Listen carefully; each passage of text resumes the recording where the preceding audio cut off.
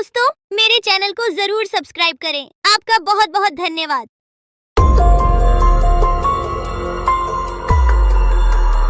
बहुत साल पहले की बात है। लक्ष्मीपुर के जंगल में एक पुरानी झील थी। वहां दिन में तो कोई घटना नहीं होती, पर थोड़ा सा भी अंधेरा छाते ही वह झील एक खूनी झील बन जाती। उस दौरान जो भी जानवर उस झील पर पानी पीने आ जाता, वह जिंदा वापस नहीं आता। कहाँ जाता, आज तक किसी को उसका पता नहीं चला था।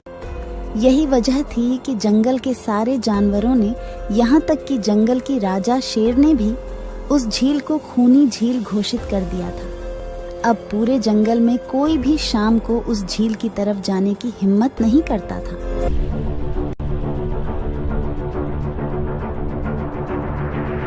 एक दिन उस जंगल में एक बंदर आ जाता है। उसकी और खरगोश की मुलाकात होती है। अरे बंदर भाई, कौन हो तुम? पहले तो तुम्हें इस जंगल में कभी नहीं देखा। खरगोश भाई, आज तक मैं शहर में इंसानों के बीच चिड़ियाघर में था। किसी तरह आजाद होकर आया हूँ। क्या इस जंगल में मेरे रहने के लिए कोई जगह है? हाँ बंदर भाई, ये हम जैसे जानवरों का घर है, इंसानों का चिड़ियाघर नहीं। आओ, मैं तुम्हें पूरी जंगल की सैर करवाता हूँ, सारी जगह के बारे में बताता हूँ। जो जगह पसंद आए वहीं टिक जाना। और खरगोश बंदर को पूरा जंगल घुमाता है। हाथी, जिराफ जैसे कई जानवरों के रहने की जगह ही नहीं, वहाँ के राजा शेर की भी गुफा दिखाता है, पर उस खूनी झील के बारे में ना बताता है और ना उसे वह दिखाने ले जाता है। बंदर वहीं बरगद के एक बड़े से पेड़ को अपने रहने के लिए पसंद कर लेता है। वहां रहते हुए अभी उसे 2 दिन ही गुजरते हैं कि तीसरे दिन शाम को घूमता हुआ वह उसी खूनी झील के पास पहुंच जाता है। अरे वाह, कितने सुंदर झील है। जी तो करता है ठंडे ठंडे पानी में कूद कर नहा लूं, लेकिन सर्दी होने का डर है। चलो, आज सिर्फ ठंडा ठंडा पानी से अपना प्यास ही बुझा लेते हैं।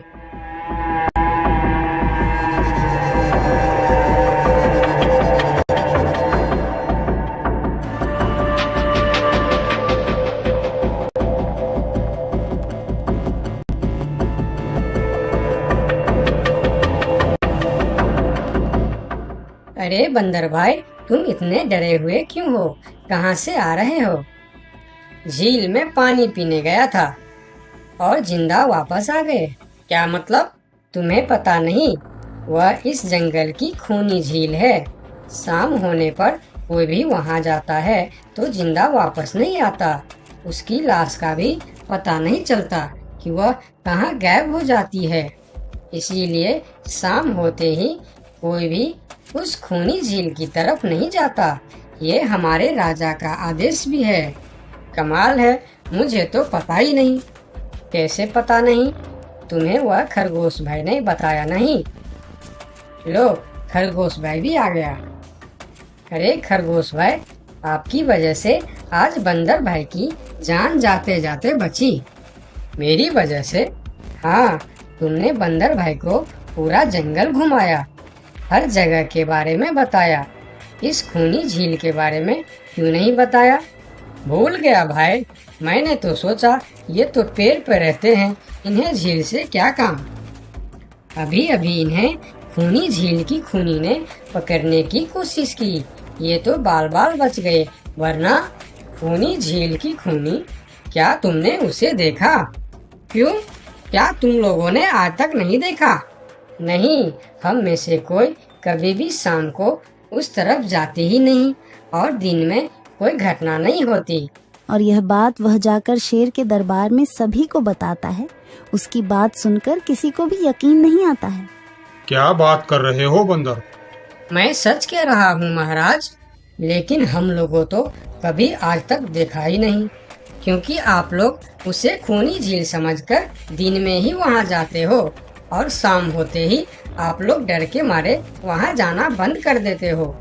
पूरे दिन वह मगरमच्छ झील में छुपा रहता है, शाम होते ही चुपचाप निकलता है और झील के पास पानी पीने आए जानवरों को खा जाता है। और आप लोग समझते हैं कि यह झील ही खूनी है, जबकि खूनी यह झील नहीं, इसमें छिपा हुआ मगरमच्छ है। हमें तो यकीन नहीं हो रहा है। वही तो बंदर भाई, हमें अगर पहले पता होता कि आप इतने बड़े झूठे हो तो हम अपने जंगल में आपको रहने की कभी जगह नहीं देते। अरे यार, आप लोग मेरे बात पर यकीन क्यों नहीं करते? मैं आप लोगों का भलाई के लिए ही बोल रहा हूँ। अगर तुम्हारी बात सच्ची है तो क्या तुम उस मगरमच्छ को हमें दिखा सकते हो?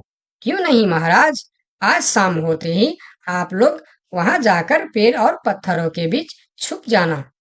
और फिर शाम को वह सभी उस खूनी झील के पास जाकर छिप जाते हैं। झील के किनारे जाकर बंदर 2-3 बड़े बड़े पत्थर उस झील के पानी में फेंकता है।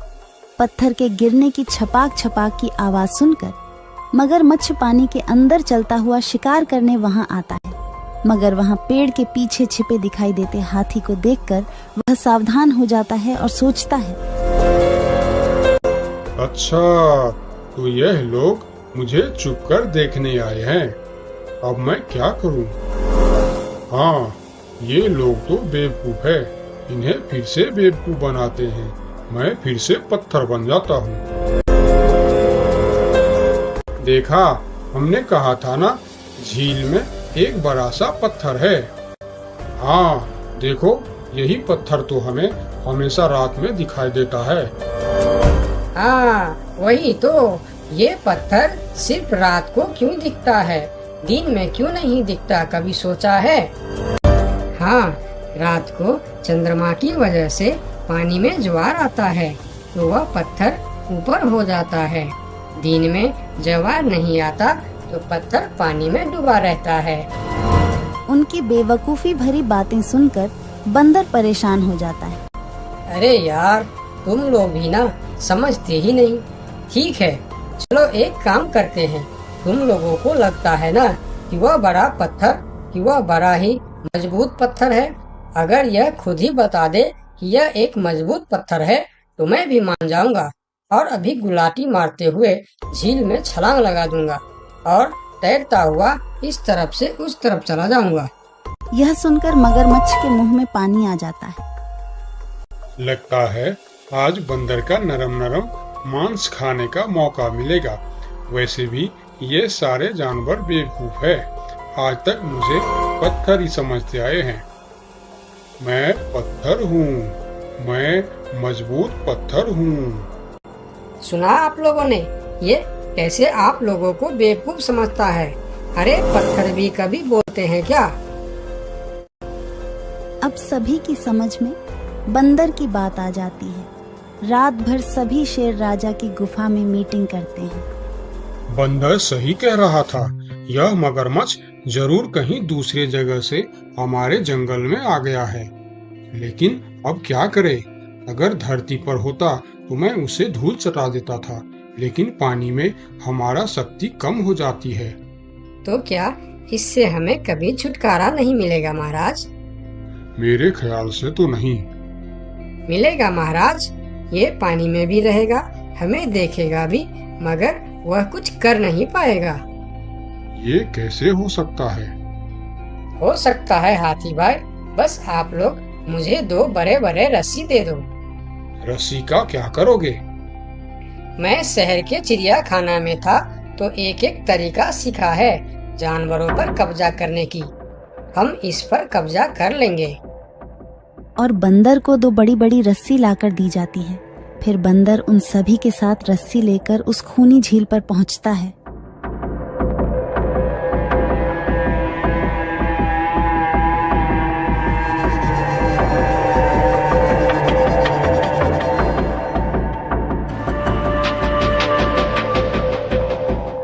कल तक तो यह बंदर मुझे देखकर भागता था और आज पानी पीने आया है।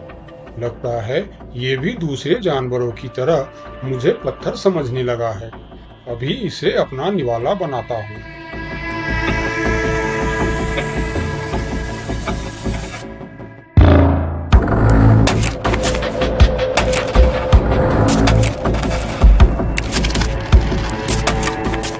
अरे, ये तो भाग भी नहीं पा रहा है। अब यह जितना ज्यादा फरफराएगा उतना यह फंदा कसता जाएगा और चुपचाप रहेगा तो फंदा ढीला रहेगा। जैसे यह फिर हिलेगा फिर फंदा कसता जाएगा। अब ना यह इससे छूट सकता है और ना पानी में जा सकता है। अरे वाह, फिर तो यह हमारा कुछ भी नहीं बिगाड़ सकता। अब हम सारे जानवर इस झील में कभी भी पानी पी सकते हैं, कभी भी नहा सकते हैं। अब यह हमारा कुछ भी नहीं बिगाड़ पाएगा। अरे वाह बंदर भाई, मान गए। आपने तो हमारी समस्या ही खत्म कर दी, वरना रात भर हमें प्यास ही रहना पड़ता था कि हमें झील में पानी पीने गया और झील ने हमें खा लिया। तो आज हमें एक बात समझ में आई है कि किसी भी अफवाह के चक्कर में हमें अपनी जगह छोड़कर नहीं जाना चाहिए, बल्कि उस अफवाह का समाधान क्या है वह खोजना चाहिए, क्योंकि कोई भी जगह खूनी नहीं होती, उस जगह पर रहने वाला खूनी होता है।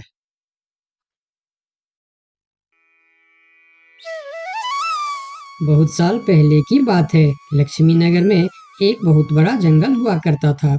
उस जंगल में शेर खान नाम का एक शेर रहता था। वह जंगल का राजा था। उसके शासनकाल में जंगल के सभी जानवर सुखी और शांति से रहते थे।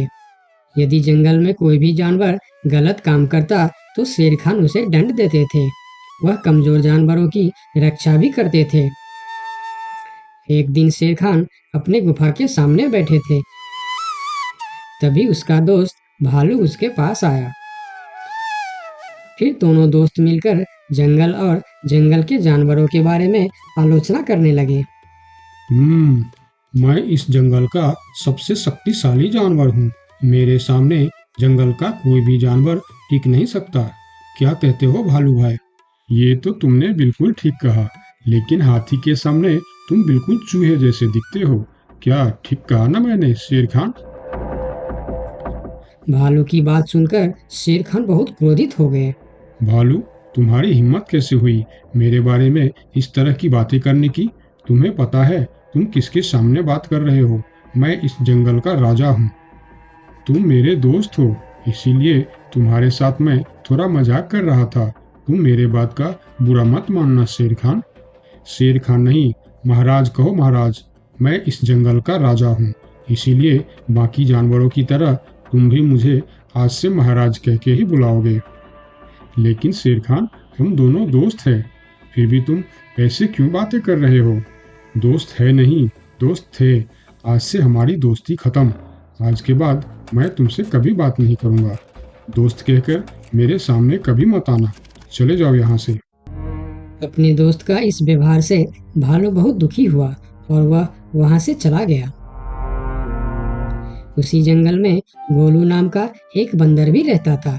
वह दूसरों की चीज चुराकर भाग जाता था। एक दिन गोलू की चोरी करते समय शेर खान के एक सिपाही के द्वारा पकड़ा जाता है और उसे शेर खान के सामने विचार के लिए लाया जाता है। गोलू को देखकर शेर खान कहते हैं, गोलू, तुम्हारी चोरी की किस्से जंगल के दूर दूर तक मशहूर है। तुम जानवरों के घर में ही नहीं, बल्कि मेरे दरबार में भी बहुत चीज चोरी की है। इसीलिए मैं तुम्हें पहाड़ से गिराकर मारने की सजा घोषित करता हूँ। आज से ठीक 2 महीना बाद तुम्हें पहाड़ से गिराकर मार दिया जाएगा। अपनी मौत की सजा सुनकर गोलू बहुत रोने लगा और बोला, महाराज, मैं अब कभी चोरी नहीं करूँगा। मुझे माफ कर दीजिए महाराज। मेरे घर में छोटे छोटे बच्चे हैं, मुझे छोड़ दीजिए महाराज। लेकिन शेर खान ने उसकी फरियाद नहीं सुना। तब एक सैनिक उसे ले जाकर जेल में बंद कर देता है। उधर गोलू का दोस्त भोलू को जब इस बात का पता चलता है, तब वह गोलू से मिलने के लिए कैद खाने में पहुंच जाता है और उससे कहता है, देखा गोलू, तुम पकड़े गए ना। मैं तुम्हें कितनी बार कहा था कि चोरी करना छोड़ दो। अब क्या होगा बताओ, कैसे निकलोगे यहाँ से? ये सब छोड़ो भोलू भाई, जो होना था वो हो गया। मुझे तो बस अपने परिवार की चिंता हो रही है। काश मैं मरने से पहले उनके लिए कुछ कर पाता। मेरे छोटे छोटे बच्चे हैं, बीवी है, अब उन सब का क्या होगा? मेरे बिना वह भी जीवित नहीं रह सकते। गोलू की बातें सुनकर भोलू सोच में पड़ गया। फिर वह शेर खान के पास गया और बोला, महाराज, मैं गोलू का दोस्त भोलू हूँ। मैं आपसे कुछ कहने आया हूँ। तो तुम गोलू का दोस्त भोलू हो। ठीक है, बताओ क्या कहना चाहते हो तुम। महाराज, मैं चाहता हूँ कि आप गोलू को कुछ दिन के लिए उसके परिवार के पास जाने दें, ताकि वह मरने से पहले अपने परिवार के लिए कुछ इंतजाम कर सके। मरने वाले का आखिरी इच्छा पूरा कीजिए महाराज। आप एक बार उसके परिवार के बारे में भी सोचिए। गोलू ने जो किया उसमें उसकी परिवार की क्या गलती है? अगर आप उसे कुछ दिन के लिए अपने परिवार के पास रहने दोगे तो शायद उसका परिवार बच जाएगा। मैं इस बारे में तुम्हारी कोई मदद नहीं कर सकता। अगर अपने परिवार से मिलने के बहाने गोलू भाग गया तो मैं किसको सजा दूंगा? शेर खान की बात सुनकर भोलू थोड़ा सोच में पड़ गया। फिर बोला, तो ठीक है महाराज, आप गोलू को छोड़ दीजिए। जब तक गोलू वापस नहीं आ जाता मैं उसकी जगह कैद खाने में रहूंगा। और अगर वह कभी वापस नहीं आया तो क्या तुम उसके हिस्से की मौत की सजा भी लोगे? थोड़ा सोचकर बताओ। हाँ महाराज, मैं इसके लिए भी तैयार हूँ। भोलू की बात मानकर शेर खान ने गोलू को कैद से निकालकर भोलू को कैद खाने में डलवा दिया। तब बाहर निकलकर गोलू ने भोलू को बोला, दोस्त तुम चिंता मत करना, मैं समय से पहले ही वापस आ जाऊंगा। ऐसा कहकर गोलू वहां से चला गया और भोलू गोलू की जगह कैद खाने में रहने लगा। इस तरह बहुत दिन बीत गया, लेकिन गोलू वापस नहीं आया। तब एक दिन शेर खान भोलू के पास आया। देखा बंदर, मैंने कहा था ना गोलू वापस नहीं आएगा। अगर कल सुबह तक गोलू वापस नहीं आया तो शर्त के अनुसार कल शाम के समय तुम्हें पहाड़ से गिरा दिया जाएगा।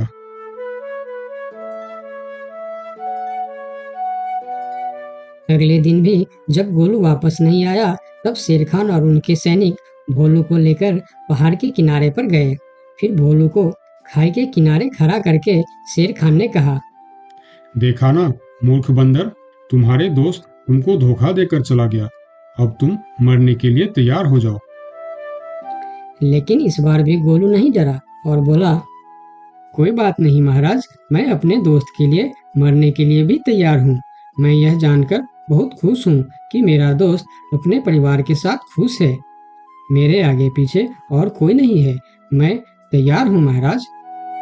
शेर खान और भोलू के बीच बातचीत चल ही रही थी कि तभी थोड़ी दूर पर गोलू उनके और आता हुआ दिखाई दिया। फिर पास आकर उसने बोला, तुम्हें ऐसा करने की कोई जरूरत नहीं है दोस्त। तुमने मेरे लिए जो किया उसके लिए तुम्हारा बहुत बहुत शुक्रिया। अब मैं अपनी सजा पूरी करने के लिए तैयार हूँ। महाराज छोड़ दीजिए मेरे दोस्त को। गोलू, तुम्हें वापस आने की क्या जरूरत थी? मैं यह सजा ले लेता था। तुम्हारे घर में छोटे छोटे बच्चे हैं, बीवी है, उनका क्या होगा? मेरे परिवार में मेरे अलावा और कोई नहीं है, इसीलिए यदि मैं मर भी जाऊं तो मेरे लिए किसी को कोई दुख नहीं होगी। तुम यहाँ से चले जाओ।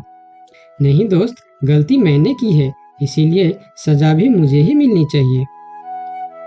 उन दोनों की दोस्ती को देखकर शेर खान सोचने लगे, ये दोनों अपने दोस्ती के खातिर एक दूसरे के लिए जान देने के लिए तैयार है, और मैं एक छोटी सी बात के लिए अपने सबसे अच्छे मित्र भालू से दोस्ती तोड़ दी।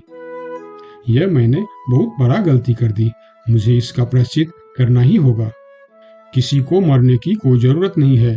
तुम दोनों की दोस्ती देखकर मैं गोलू की सजा माफ करता हूँ। और याद रखना गोलू, अगर तुमने फिर से चोरी की तो अगली बार मैं तुम्हारी सजा माफ नहीं कर पाऊंगा। नहीं नहीं महाराज, आज के बाद मैं फिर कभी ऐसा गलती नहीं करूंगा। आज से मैं ईमानदारी से मेहनत करके अपना परिवार चलाऊंगा। आपका बहुत बहुत धन्यवाद महाराज। ठीक है, अब तुम लोग यहाँ से जा सकते हो। उनके जाने के बाद शेर खान सीधा अपने दोस्त भालू के पास गया। भालू मेरा दोस्त, मैं यहाँ तुमसे माफी मांगने के लिए आया हूँ। मैंने जो उस दिन तुम्हारे साथ व्यवहार किया वह बहुत गलत था। मैं बहुत शर्मिंदा हूँ, मुझे माफ कर दो मेरे दोस्त। लेकिन महाराज, आपने तो कहा था। महाराज नहीं, शेर खान बोलो, शेर खान। आज से तुम मुझे महाराज नहीं शेर खान ही बुलाओगे, क्योंकि दोस्त एक दूसरे के नाम लेकर ही बुलाते हैं। आज से तुम मेरे सबसे अच्छे दोस्त हो। गोलू और भोलू की दोस्ती देखकर शेर खान को अपनी गलती का एहसास हुआ और उसने भालू से माफी मांगी और दोनों फिर से दोस्त बन गए। तो दोस्तों, इस कहानी से हमें यह सीख मिलता है कि कभी-कभी दूसरे के अच्छाइयों को देखकर भी हम अच्छा बन जाते हैं। इसीलिए हमें हमेशा अच्छे लोगों के साथ ही दोस्ती रखनी चाहिए और अच्छे-अच्छे काम भी करनी चाहिए। आपका बहुत-बहुत धन्यवाद।